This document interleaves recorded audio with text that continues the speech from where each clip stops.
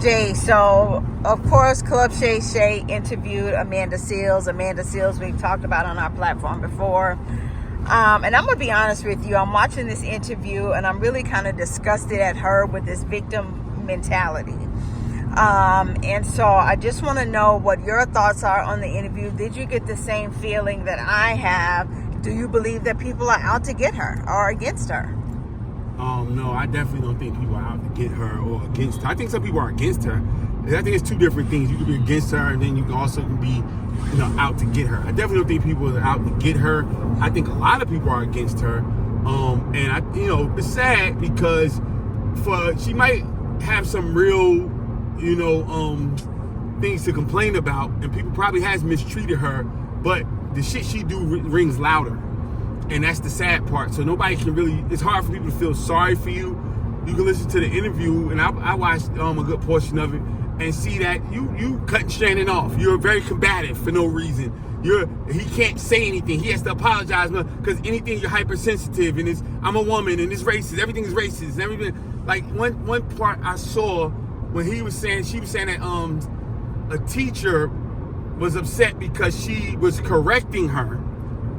And Shannon said, well, in 89, 90, he's like, I'm sorry for me, I'm from the South, and again, he's older than I am, she's my age, and I'm sitting here like, and he said, back in those days, your parents taught you not to interrupt or correct adults, especially not in front of nobody, and she wasn't trying to hear that, she was just totally thrown off by that.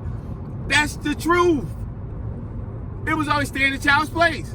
So, like, some shit don't, and I've learned, like, with women in a whole, sometimes, the sensible shit don't work. The sensible, logical thought process doesn't really always work with women. And I'm sorry that's your species, but at the end of the day, like, when you have people that's on some shit like that and then the logic don't work, you gotta kind of step back.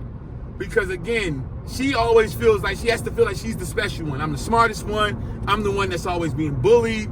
I'm the one that always did. Like, no. And I was turned off by her when I first was brought when you brought her to my attention on social media. When you saying they don't want you at these events, but you got a bunch of followers, maybe over 500,000 people that show up for you on your social media platform. It's the worst thing in the world to be laying down with a motherfucker and the motherfucker tell you, keep complaining about why the other motherfuckers don't want you. I'm right here. So those 500,000 people that show up for you, that's your friends on social media or follow you on social media and probably buying your stuff, coming to your platform, doing all this other shit. If they sign up to hear you bitch about who ain't there, they dumb. Because you should be spending most of your time thanking them for being there and giving them what they came there to see. Unless they're dysfunctional as hell and they come in to hear you bitch about that. But other than that, you should be going ahead and using your talent, because you made it to these shows and things like that. So obviously you're you're talented. So use your talent, entertain them, educate them, or give them some resources, whatever it is that you do on your channel, because I haven't been on your channel, and give them what they need to do. They're willing to pay for it. They're willing to be there. They're willing to be there for you. Why we spend so much time worrying about who don't want us, especially I'm talking about black people. Everybody always like trying to be with these people. You know what I'm saying? Like, oh, I got 500, but I ain't got 1 million. So the hell what? These 500,000 want you. I don't care if it's 500 people. They want you. And if they want you, you should give them what they came for and not this bullshit. So her whole demeanor sucks to me, and it's just so sad because it's always going to be blamed. It's a woman. You only feel like that about her because she's a woman or because she's black and it's not that. You know what I'm saying? It's like, look, nobody's dragging you into these places. If everybody's telling you they don't want you there, don't fucking go. Don't go. I'm sure a beautiful woman like her is wanted somewhere else. But it ain't Hollywood. It ain't this. It ain't up here, the upper echelon. So she don't want that. When the truth of the matter is, what makes you happy should be the upper echelon. Whoever makes you smile should be looked upon as high-level individuals in your life. But no, she wants to be validated and vindicated.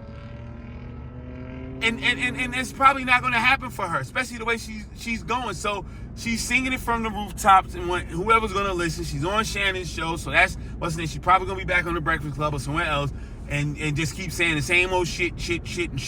And those people don't move. Those people ain't going to budge and do nothing for you just because you going on there. Go get you some money and keep getting your bread. But again, I feel sorry, and I'll close with this. I feel sorry for the young lady who's watching her, who feels like she's somebody to look up to, because you're going to spawn more young ladies to act like you, and you're not really standing in your power and your femininity. And you know, women can rule this damn world if they stop bitching and moaning. And I'm just keeping it all the way honest.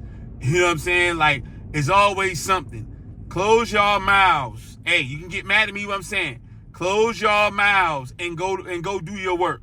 I ain't say go home and clean. If you hustling, hustle. If you got a bomb ass business, go ahead and run your bomb ass business. If you are going home and just whatever it is, just close your mouths. Not because I don't want you to talk, because you don't know when to shut up. That's the difference. That's all it is. And I'm not saying men that don't know how to shut up, but when the men that don't know how to shut up, they always say that's a female trait, or they always say they're acting like women.